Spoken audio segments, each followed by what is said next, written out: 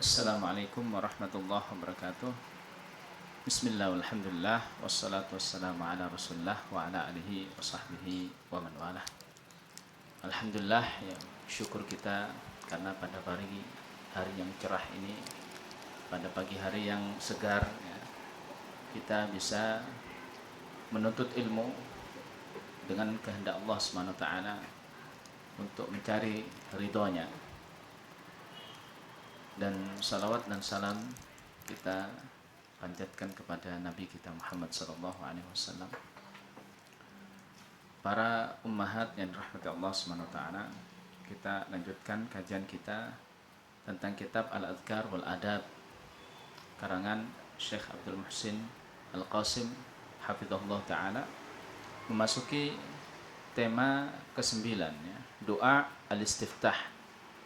Doa al-istiftah artinya adalah doa yang dibaca setelah seseorang takbiratul ihram ketika dia sholat. Jadi doa ini dibaca ketika seorang sudah masuk sholat, ya, dan hanya dibaca di rakaat yang pertama saja. Dibaca di semua sholat, ya, baik itu sholat wajib maupun sholat sunnah, ya, kecuali sholat jenazah, dan membacanya waktunya adalah sebelum membaca ta'awudz, karena urutannya adalah ketika seorang sudah masuk ke dalam sholat, Allahu Akbar, urutan yang pertama adalah istiftah, kemudian setelah itu ta'awudz, baru al-fatihah. Maka kalau lupa kemudian dia membaca ta'awudz dulu, maka tidak disunahkan untuk membaca istiftah, ya, karena waktunya sudah lewat. Demikian juga disunahkan bagi makmum, ya, meskipun dia adalah makmum masbuk.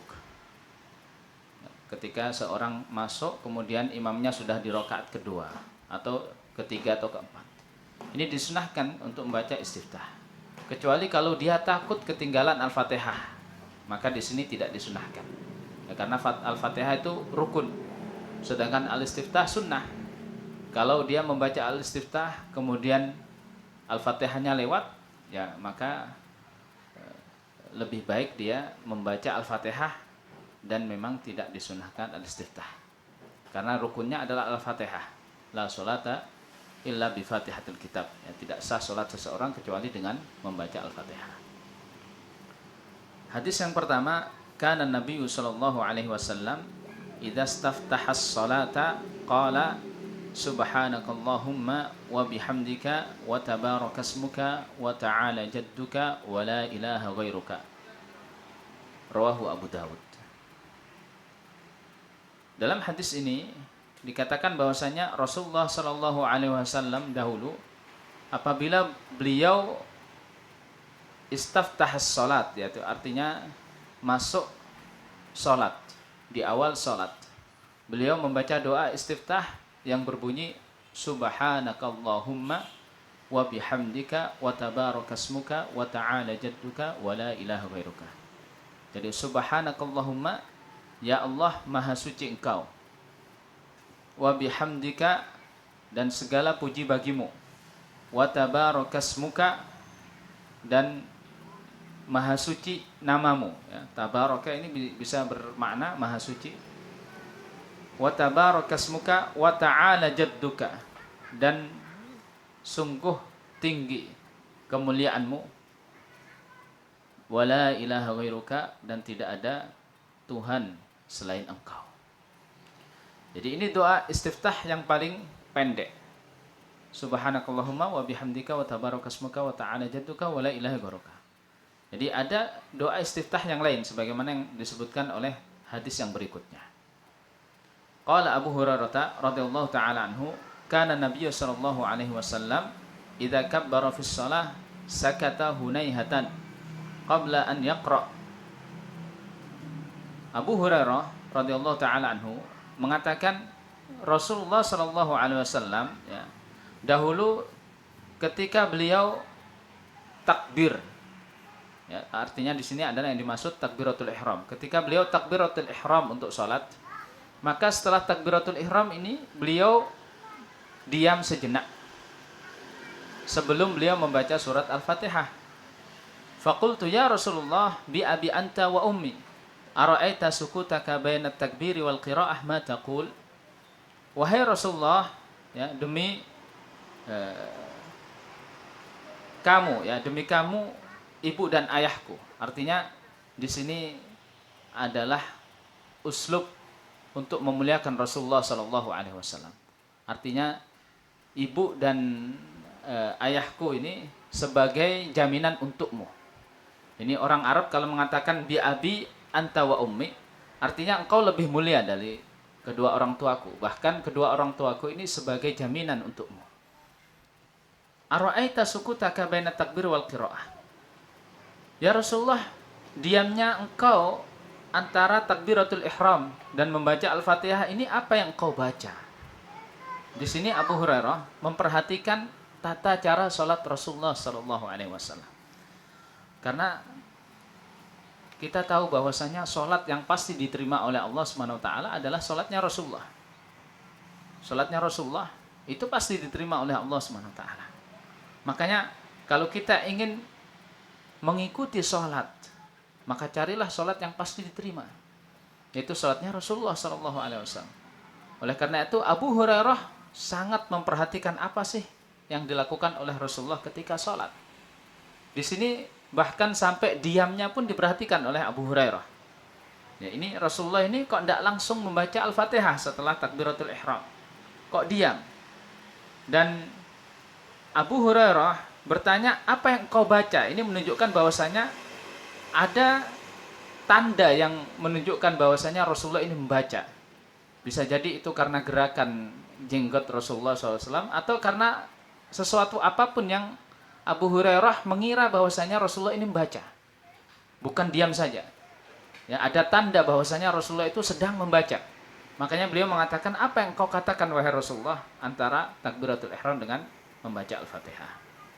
Qala aqulu Allahumma ba'id baini wa baina khataayaya kama ba'adta bainal masyriqi wal maghrib. Allahumma naqqini min khataayaya kama yunaqqat thawbul abyadu minad danas. Allahumma ighsilni min khataayaya bis-salji wal ma'i wal barad. Beliau bersabda, aku membaca doa, ya Allah, jauhkanlah antara diriku dengan kesalahanku sebagaimana engkau jauhkan antara timur dan barat. Ini perumpamaan yang sangat jelas sekali. Karena timur dan barat itu tidak akan pernah bersatu. Sebagaimana engkau jauhkan antara timur dan barat yang tidak akan pernah bersatu, maka engkau jauhkan antara diriku dan kesalahanku. Supaya tidak pernah aku melakukan kesalahan yang aku lakukan dengan sengaja. Kalau kita berada di barat, maka kita akan mengatakan, ya misalkan kita menghadap ke utara. Menghadap ke utara, berarti kita akan mengatakan kanan kita adalah barat, ya, timur kita, kiri kita adalah timur. Begitupun kita berada di timur, kita tetap mengatakan barat adalah kanan kita, timur adalah kiri kita. Kalau kita ada di Indonesia, barat kita di mana? Nah, mungkin India barat kita, timur kita adalah Samudra Pasifik. Nah, Samudra Pasifik. Tapi kalau kita berada di Jazirah Arab, maka India berada di timur kita, ya, barat kita adalah Afrika. Jadi tetap mau kita berada di tempat manapun, timur dan barat itu tidak akan bersatu, akan tetap jauh. Demikian juga dosa kita, mau kita berada di tempat manapun, ya, diri kita dengan dosa akan tetap jauh. Mau dalam kondisi apapun, kapanpun, ya Allah, jauhkanlah diriku dari dosa-dosaku. Allahumma naqqini min khataayaya kama yunaqqat thawbul abyadu minad danas. Ya Allah, sucikanlah dari dosa-dosaku sebagaimana, ya, artinya sucikanlah diriku dari dosa-dosaku sebagaimana engkau sucikan baju yang putih dari kotoran. Ya, ini perumpamaan yang luar biasa juga. Kenapa diumpamakan dengan baju putih yang dibersihkan dari kotoran? Karena baju putih itu sekecil apapun kotoran akan terlihat. Meskipun kotorannya tipis, remang-remang. Mungkin kalau di baju hitam tidak kelihatan. Kalau di baju kuning tidak kelihatan. Tapi kalau di baju putih kelihatan. meskipun kotorannya hanya titik-titik, yang apabila di baju yang berwarna tidak kelihatan, tapi ketika itu ada di baju putih akan kelihatan. Berarti mensucikan baju putih, kalau dihukumi baju putih itu suci, berarti sudah tidak ada kotoran sama sekali. Baik kotoran yang remang-remang, kotoran yang tipis, kotoran yang hanya berupa titik-titik, tidak ada. Demikian juga bersihkan diriku dari dosa-dosaku, sebagaimana kain putih yang dibersihkan dari kotoran-kotorannya. Maka jangan engkau sisakan ya Allah dari dosa-dosaku itu pun, sekecil apapun, meskipun itu hanya tipis, hanya remang-remang, atau sekecil apapun meskipun itu hanya setitik. Ya, bersihkan, betul-betul bersihkan sebagaimana baju putih yang dibersihkan dari kotorannya. Ya Allah, cucilah diriku dari kesalahan-kesalahanku dengan salju dan dengan air dan dengan es. Al-bard atau al-barat itu adalah es. Dalam doa yang ana pernah hafal itu bil ma'i was salju wal barat. Jadi air dulu, kemudian salju, kemudian es. Ada terjemah yang menerjemahkan al-barat itu embun, tapi yang tepat adalah es. Al-barat es. Jadi cucilah kesalahanku dari salju, air dan juga es. Ini kenapa kok dicuci dari 3 hal ini? Karena 3 hal ini sifatnya dingin. Ya, dosa itu sifatnya panas. Karena dia berasal dari setan yang terbuat dari api. Makanya tidak heran kalau orang yang marah itu panas hawanya. Maka dia butuh didinginkan. Ya, butuh wudu. Disiram supaya dingin. Ketika kita minta kepada Allah SWT supaya disucikan dosa-dosa kita dengan 3 hal, 3 benda yang dingin ini, yaitu salju, air dan juga es, maka supaya asar atau bekas dari dosa ini juga dingin. Jadi karena kadangkala dosa itu meninggalkan sebuah asar, ya, sebuah bekas, yang mana bekas ini kadang-kadang membuat kita mengulang dosa itu.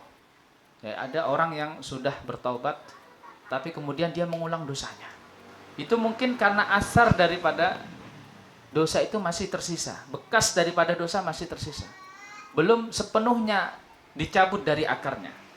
Makanya bersihkan dengan air, dengan salju dan juga dengan es ini supaya betul-betul hilang dari akar-akarnya, ya, tidak berbekas lagi, sehingga dosa-dosa yang dahulu pernah kita lakukan ya tidak akan kita ulangi. Dan hadis ini muttafaq alaih. Ya, ini agak panjang daripada doa istiftah yang tadi. Tapi dua-duanya termasuk doa istiftah. Kita boleh membaca yang kedua ini ataupun yang pertama, tidak masalah.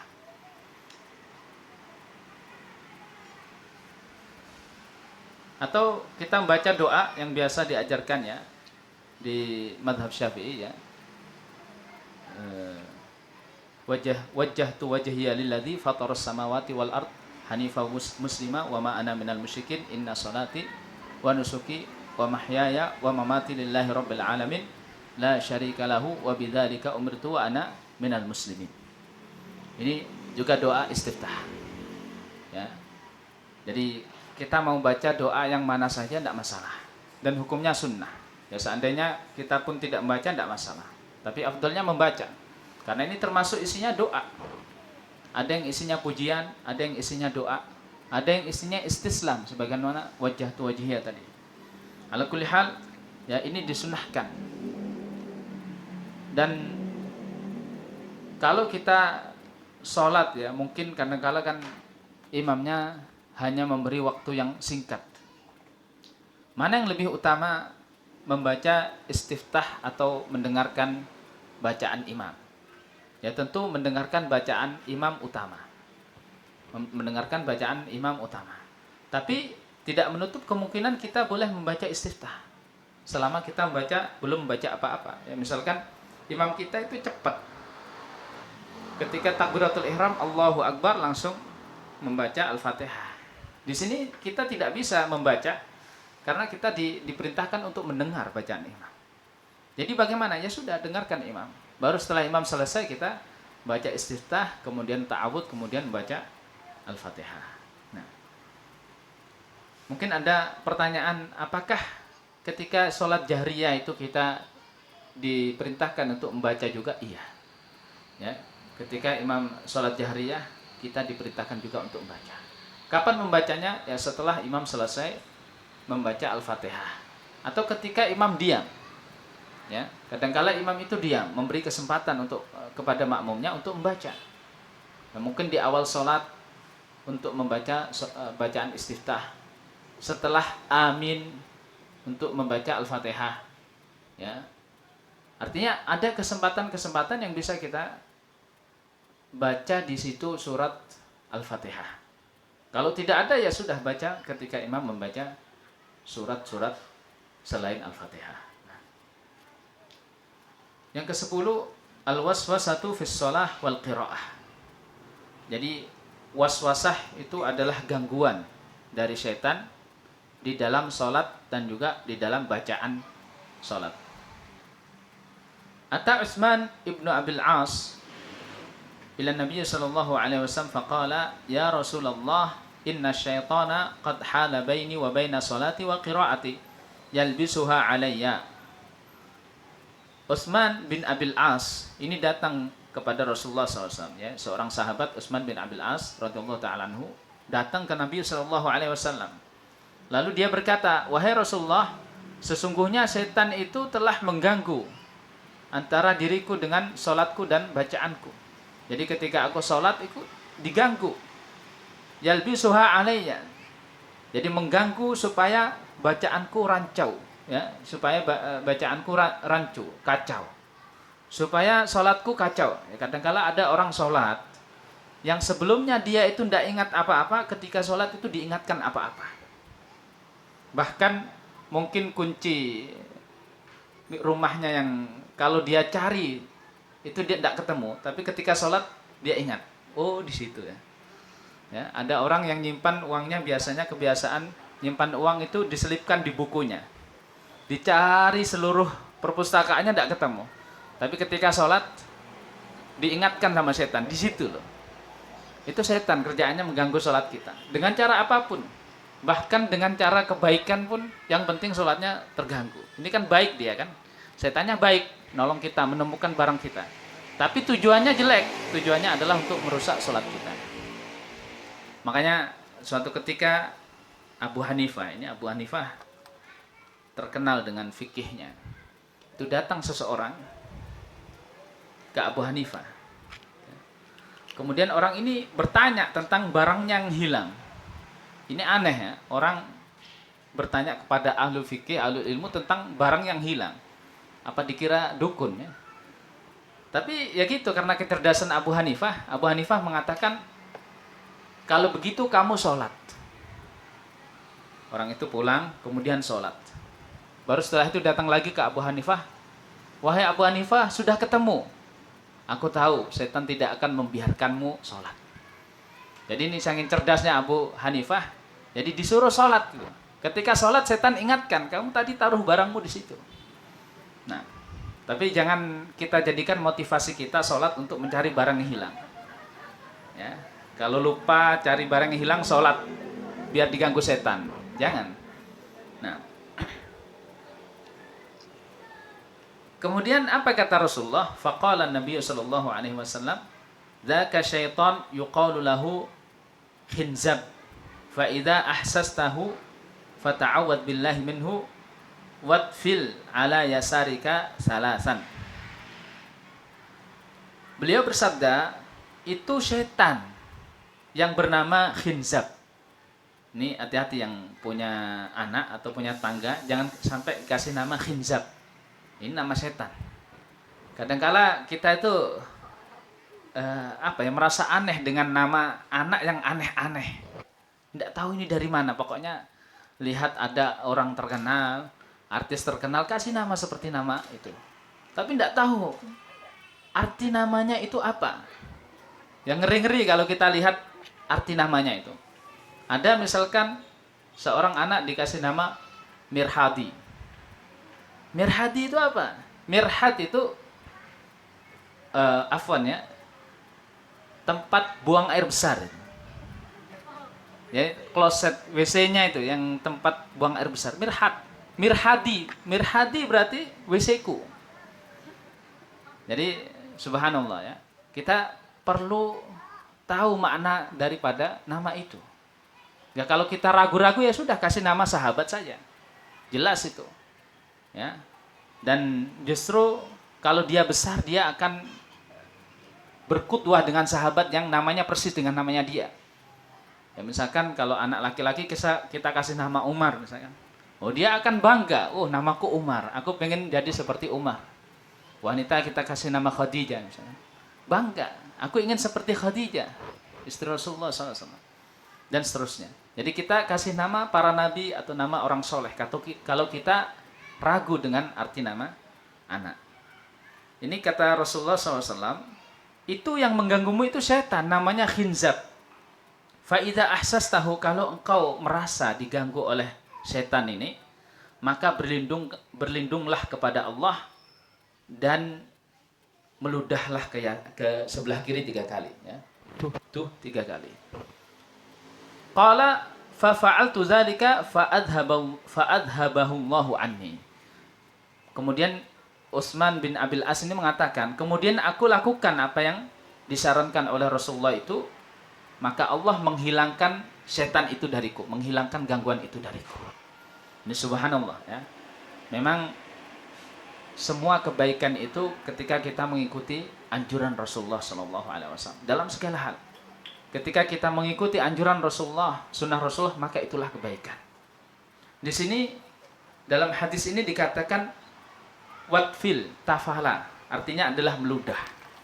Jadi orang Arab itu mengatakan mengeluarkan sesuatu dari mulut itu ada 7 kalimat ya, yang masing-masing beda. Ada namanya qa'a. Qa'a itu mengeluarkan sesuatu dari perut lewat mulut, itu qa'a, muntah. Ada namanya lafadha. Lafadha itu mengeluarkan sesuatu yang dia bukan cairan ya. Lafadha, makanya lafad kan, lafadha, mengeluarkan sesuatu yang dia bukan cairan. Bisa jadi dia adalah makanan atau benda padat. Nah. Atau suara, lafadha, lafad. Ma yalfidhu min qaulin illa ladaihi raqibun atid. Tidaklah ada kata-kata yang keluar dari mulutnya kecuali ditulis oleh raqib atid. Nah. Kemudian yang ketiga majja. Majja itu mengeluarkan cairan, tapi dia bukan berasal dari dirinya. Ya misalkan minum kemudian dikeluarkan, itu majja, disembur. Kemudian ada lagi basoko. Yang keempat basoko. Basoko ini mengeluarkan riak. Ya. Ada lagi tafala, ini tafala. Tafala itu air ludah, bukan riak. Ya jangan sampai, ini kesempatan ya. Tuh yang dikeluarkan riak. Pas di sampingnya ada orang sholat. Waduh. Ini bisa jadi habis sholat ya. Masalah ini. Nah. Jadi tafala ini bukan basoko yang dikeluarkan ya. Ingat. Kemudian ada lagi nafasa. Nafasa itu yang dikeluarkan air liur tapi sedikit ya, nafasa. Nah, ada lagi nafakho. Nafakho ini tanpa air ya, meniup tapi tanpa air. Ini ada 7 lafaz, bahkan ada lebih ya. Ini yang ana dapati ada 7 kata untuk mengungkapkan sesuatu yang keluar dari mulut. Dan maknanya berbeda-beda. Dalam hadis ini ya, tafala yatfilu itfil artinya adalah meludah ya. Yang keluar adalah air ludah.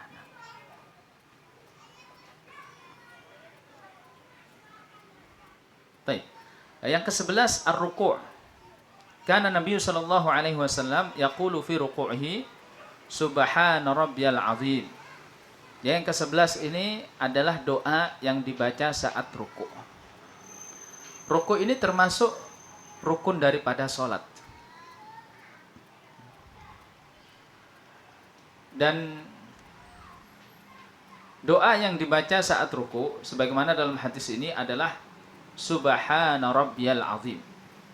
Maha suci Rabbku yang maha agung ya. Subhana rabbiyal azim, maha suci Rabbku yang maha agung. Dan ini disunahkan untuk dibaca 3 kali. Jadi wajib, bukan wajib tapi sahnya ya. Ini kan bacaannya sunnah ini. Jadi bukan wajib ya, bukan rukun juga. Tapi disunahkan membaca sekali. Tapi afdolnya berapa? 3 kali. Maksimalnya tidak ada batasnya. Jadi afdol yang paling sedikit 3. Kalau sahnya, sunnahnya 1 cukup. Ya. Makanya kita harus faham betul fikihnya.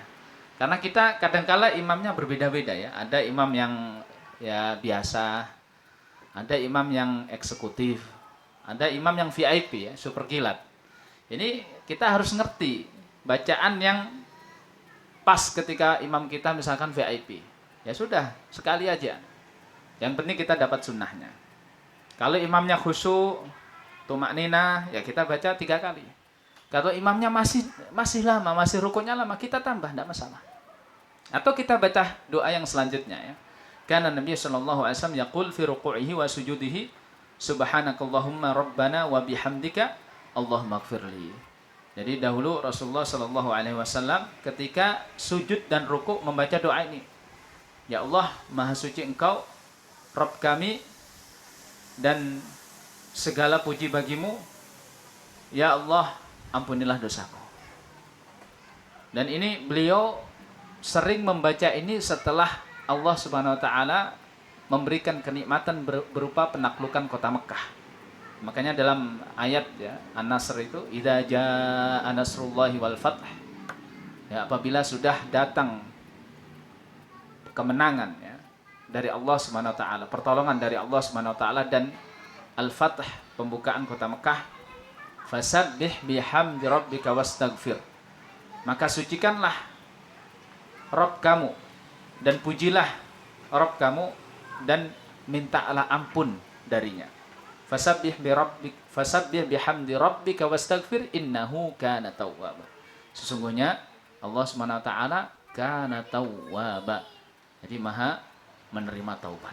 Jadi ini beliau perbanyak terus di akhir hayat beliau. Makanya tidak masalah kalau kita gabungkan doa ini. Ya kalau sedang tahajud, rukuknya lama, kemudian kita baca subhanallah sudah selesai 3 kali, kita lanjutkan dengan ya subhana rabbil azim 3 kali selesai, kita lanjutkan dengan subhanakallahumma rabbana wa bihamdik Allahumma ighfirli. Tidak masalah. Yang ketiga, kana Nabi sallallahu alaihi wasallam yaqul fi ruku'ihi wa sujudihi subuhun quddusun rabbul malaikati war ruh. Jadi subuhun quddusun, yakni Allah Subhanahu wa taala Maha Suci. Demikian juga Kudus Maha Suci. Ini mukjizatnya bahasa Arab ya. Kadang bahasa Arab itu banyak kosakata, tapi kalau diterjemahkan dalam bahasa Indonesia susah. Ya. Kayak subuhun qudusun ini apa terjemahannya? Sama, Maha Suci. Nah, tapi dalam bahasa Arab itu memang bahasa yang luas. Seperti tadi ya, mengeluarkan suatu dari mulut tadi bisa ada sampai 7 kata. Rabbul malaikati war ruh. Rabbnya, Tuhannya para malaikat dan juga malaikat Jibril. Ar-Ruh yang dimaksud di sini adalah malaikat Jibril. Ini juga zikir yang dibaca ketika kita rukuk ataupun sujud. Maka boleh kita membaca doa ini atau kita gabungkan, tidak masalah. Ya. Ar-raf'u minar ruku'.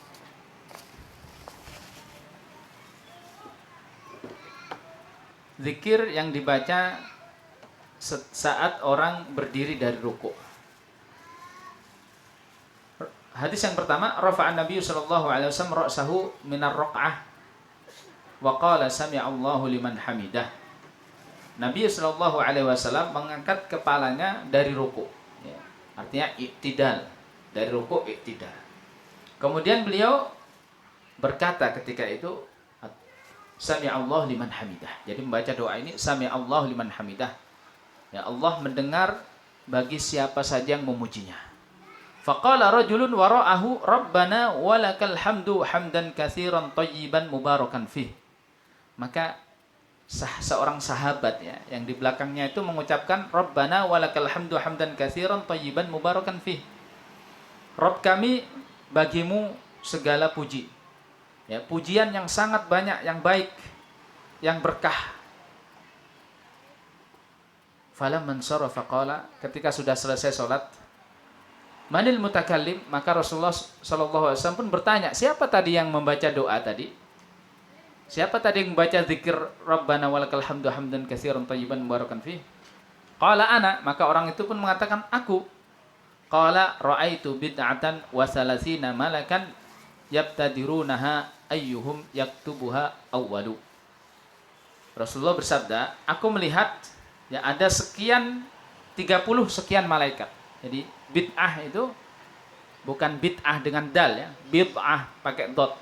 Ini adalah sekian. Jadi sebuah angka antara 3 sampai 9. Di sini dikatakan 30 sekian. Malaikat itu masing-masing berlomba-lomba untuk menulis doa yang atau zikir yang dibaca oleh sahabat tadi. Ini menunjukkan bahwasannya zikir ini disunahkan untuk dibaca oleh makmum. Ya, ketika imam iktidal membaca sami Allahu liman hamidah, maka kita disunahkan baca Rabbana walakal hamdu hamdan katsiran thayyiban mubarakan. Karena Nabi sallallahu alaihi wasallam idza rafa'a ra'sahu min ar-ruku' qala Rabbana lakal hamdu mil'as samawati wal ard wa mil'a ma syi'ta min syai'in ba'du ahla ats-tsana'i wal majdi ahaqqu ma qala al-'abdu wa kulluna laka 'abdu. Rasulullah sallallahu alaihi wasallam ya, setiap kali mengangkat kepalanya dari ruku' ya, ketika i'tidal, beliau berkata membaca zikir ini Rabbana lakal hamdu. Di sini tidak ada wawunya. Ya. Yang tadi Rabbana walakal hamdu yang dibaca oleh sahabat tadi. Tapi di sini tidak ada wawunya. Artinya boleh kita baca sesuai dengan yang kedua ini Rabbana lakal hamdu, dan juga boleh dengan yang pertama Rabbana walakal hamdu, karena dua-duanya ada riwayatnya. Ya, riwayatnya benar. Rabbana lakal hamdu, ya Rabb kami, bagimulah segala pujian, mil as-samawati wal ard, yang memenuhi langit dan bumi. Wa mil ama syi'ta min syai'in ba'du, dan memenuhi apa saja yang engkau inginkan ya setelah langit dan bumi. Artinya ada makhluk lain yang selain langit dan bumi, maka pujian itu meliputi semua makhlukmu. Ahlas tsana'i wal majd, ya engkau ya Allah, yakni ahlas tsana'i wal majd, engkau berhak untuk mendapatkan pujian, dan engkau berhak mendapat keagungan. Jadi memang segala pujian dan segala keagungan hanya milikmu. Ahaqqu ma qala al-'abd, dan kalimat yang paling berhak untuk dikatakan oleh hamba, ya, oleh seorang hamba kepada Allah Subhanahu wa taala. Wa kulluna laka 'abd, dan kami semua adalah hambamu. Allahumma la mani'a lima a'taita wa la mu'tiya lima mana'ta wa la yanfa'u dzal jaddi minkal jadd. Ya Allah, tidak ada yang mampu menahan apa-apa yang engkau berikan, dan tidak ada yang mampu memberi apa-apa yang engkau tahan, dan tidak bermanfaat ya kekuasaan minkal jadd, ya, kekuasaan kecuali karena engkau. Ya. Dan doa yang terakhir ini yang dibaca juga ketika seorang iktidal, ini maknanya sangat luar biasa. Jadi ini iktiraf tentang kekuasaan Allah SWT, bahwasanya tidak ada yang mampu untuk menghalangi pemberian Allah. Kalau Allah mentakdirkan sebuah karunia kepada kita, tidak ada seorang pun yang mampu menghalangi. Makanya jangan cepat kita menyalahkan orang ya. Oh ini kok kita rezekinya seret ini. Ini karena kesalahanmu. Jangan. Kok kita sering dapat musibah, ini pasti karena fulan ini. Jangan. Karena semua itu telah ditakdirkan oleh Allah Subhanahu wa taala. Jadi tidak ada seorang pun yang mampu memudaratkan kita kalau Allah menjaga kita. Begitupun sebaliknya, tidak ada seorang pun yang mampu melarang karunia Allah kalau Allah memberikan karunia kepada kita. Dan ini adalah iktiraf bahwasanya semuanya berasal dari Allah. Ketika Allah jadikan kita ya bergelimang dalam kenikmatan, maka kita bersyukur. Itulah sikap yang baik yang seharusnya kita lakukan. Nikmat apapun itu, sekecil apapun nikmat itu, bahkan justru bisa jadi nikmat yang kecil itu adalah wasitah atau wasilah untuk nikmat yang besar. Ada kalanya seorang hamba itu mau diberikan nikmat yang besar, diuji dulu dengan nikmat yang kecil. Kalau dia lolos, dia bersyukur, maka akan ditambah nikmatnya. La in syakartum la azidannakum. Maka ketika diuji dengan nikmat yang kecil ini, dilihat hamba ini bersyukur atau tidak. Kalau dia bersyukur, bisa jadi syukurnya ini akan mendatangkan nikmat yang lebih besar. Sebaliknya, kalau Allah menghendaki musibah atas seorang hamba, maka tidak ada daya upaya apapun yang bisa menolaknya. Kalau Allah sudah berkehendak, ya, fulan ini akan sakit, fulan ini akan mengalami kerugian, fulan ini akan celaka, maka tidak ada daya upaya untuk melindunginya.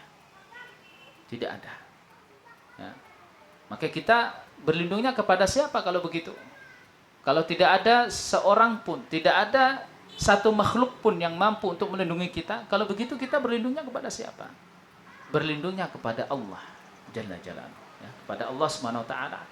Ar-Rabb, Ar-Rahman, Ar-Rahim, Malik Yaumiddin, ya, penguasa, Allah Subhanahu wa taala. Kita berlindung dari azab Allah kepada Allah. Kita lari dari Allah menuju Allah. Takut dari siksa Allah dengan datang mengharapkan ridha Allah Subhanahu wa taala. Jadi tidak lepas semuanya kepada Allah.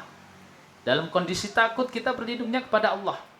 Dalam kondisi ceria, bahagia kita bersyukurnya kepada Allah.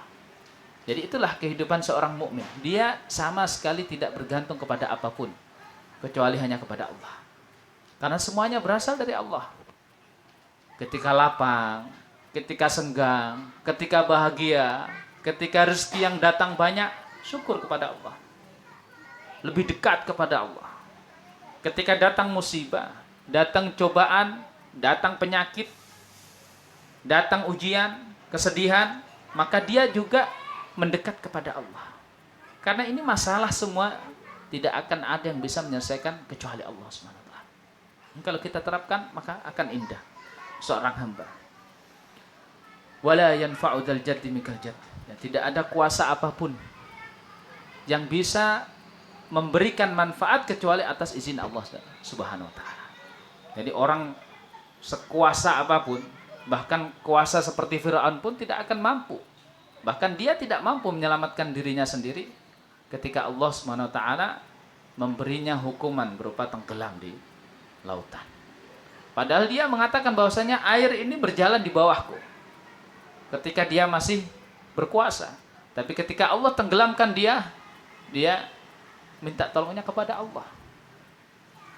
Orang sekaya apapun, Qarun misalkan, yang membanggakan kekayaannya, innama utituhu ala ilmin indi. Ini hartaku ini aku dapat dari kecerdasanku, dari ilmuku. Tapi ketika Allah tenggelamkan hartanya, dia tidak bisa apa-apa. Ya. Jadi semuanya adalah milik Allah. Inna lillah wa inna ilaihi raji'un. Dan pasti akan kembali kepada Allah. Maka ketika harta itu hanya milik Allah, maka yang lebih baik adalah kita titipkan kepada Allah. Sebuah harta yang dititipkan kepada Allah, justru Allah lah yang akan merawatnya. Allah akan mengembangkan harta ini. Bahkan bisa jadi harta yang kita titipkan kepada Allah sebutir biji saja, nanti Allah akan kembangkan dan akan menjadi besar seperti gunung yang besar. Bagaimana cara kita menitipkan harta kita kepada Allah? Titipkan harta kita kepada Allah, bagaimana caranya? Sedekahkan, infakkan, wakafkan. Itu cara kita menitipkan harta kita kepada Allah. Karena harta yang kita nikmati, kalau kita tidak titipkan kepada Allah, maka larinya bisa jadi dia ke WC. Jadi makanan dimakan, habis itu dibuang.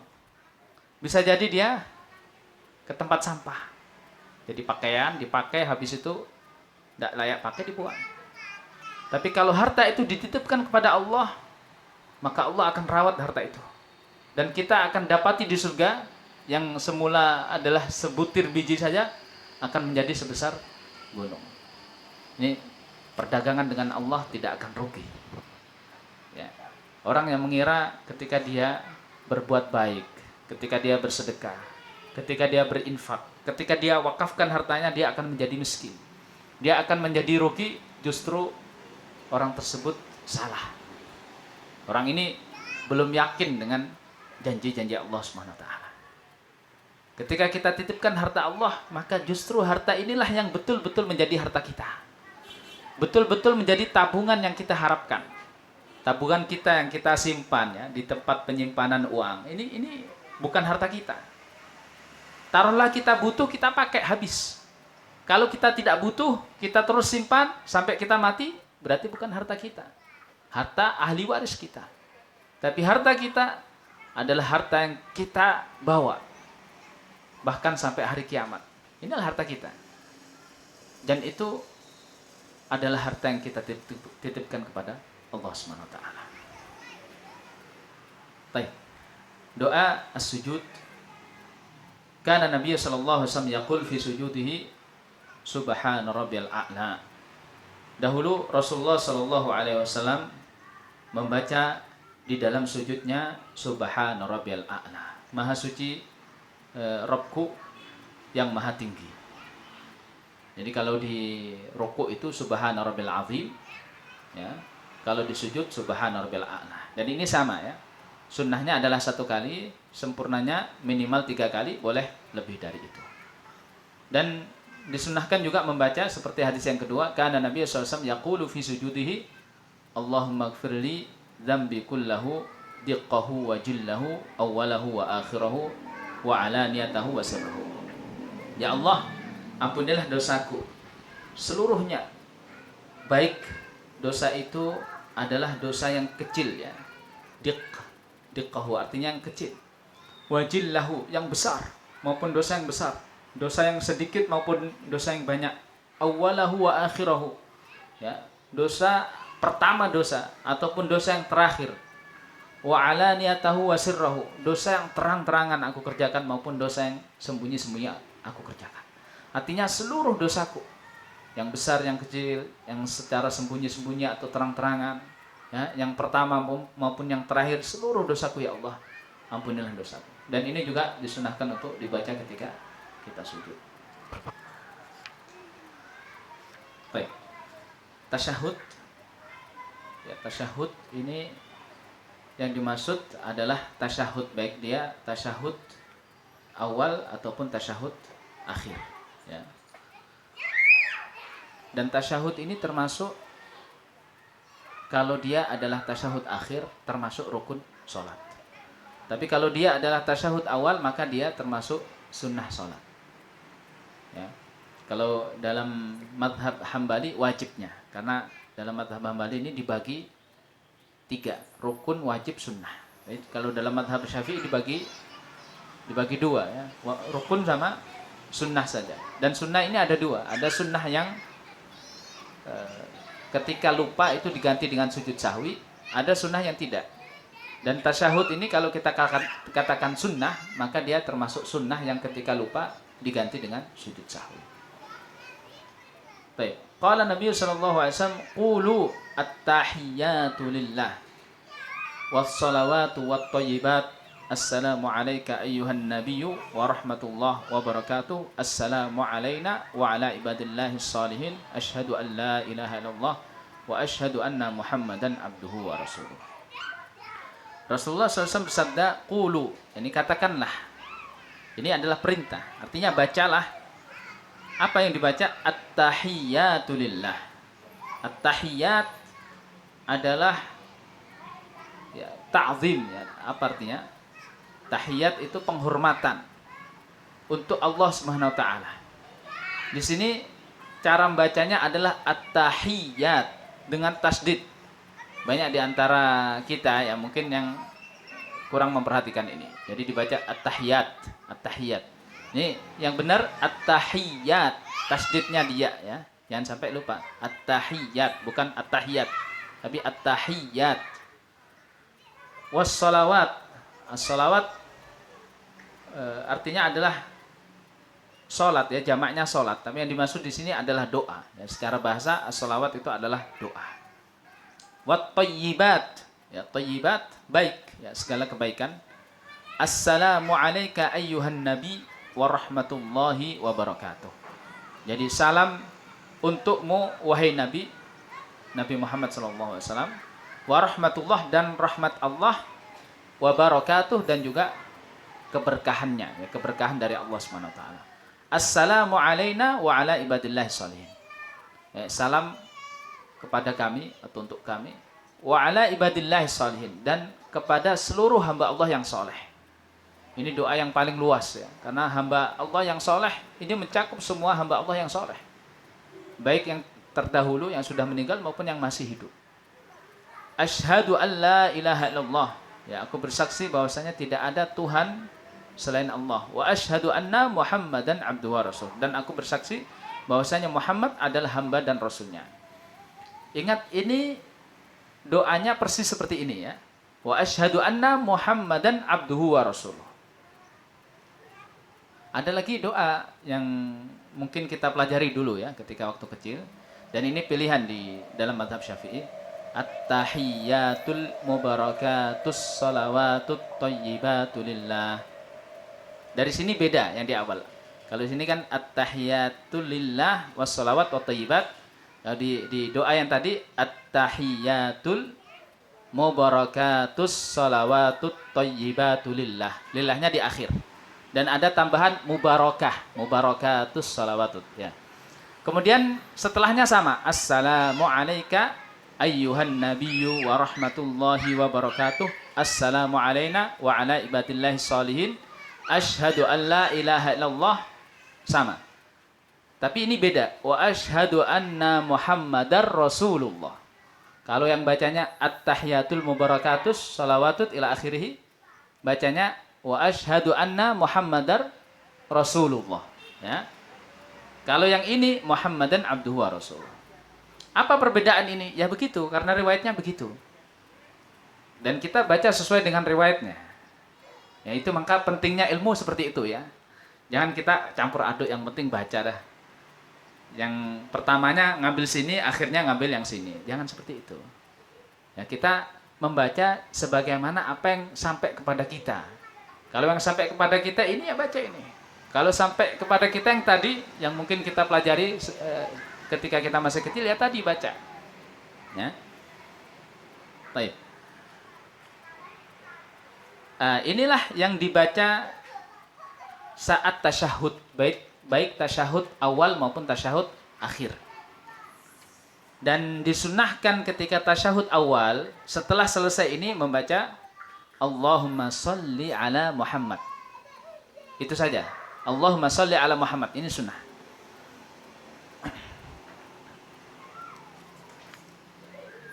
Kalau itu adalah tasyahud akhir, maka tasyahud ini ditambah dengan qala Nabi sallallahu alaihi wasallam, qulu Allahumma sholli ala Muhammad wa ala ali Muhammad kama shallaita ala ali Ibrahim innaka Hamidum Majid. Allahumma barik ala Muhammad wa ala ali Muhammad kama barakta ala ali Ibrahim innaka Hamidum Majid. Kalau itu adalah tahiyat akhir, maka setelah tasyahud yang tadi hadis pertama ditambah dengan doa ini Allahumma sholli ala Muhammad ya. Allahumma sholli ala Muhammad, ya Allah, ini salat ini dari Allah Subhanahu wa taala, maknanya adalah pujian. Ada pendapat yang kedua mengatakan ini adalah rahmat.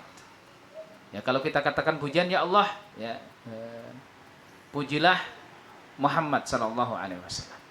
Kalau kita katakan rahmat, ya Allah, rahmatilah Muhammad sallallahu alaihi wasallam. Dan juga keluarganya, sebagaimana engkau rahmati keluarga Ibrahim.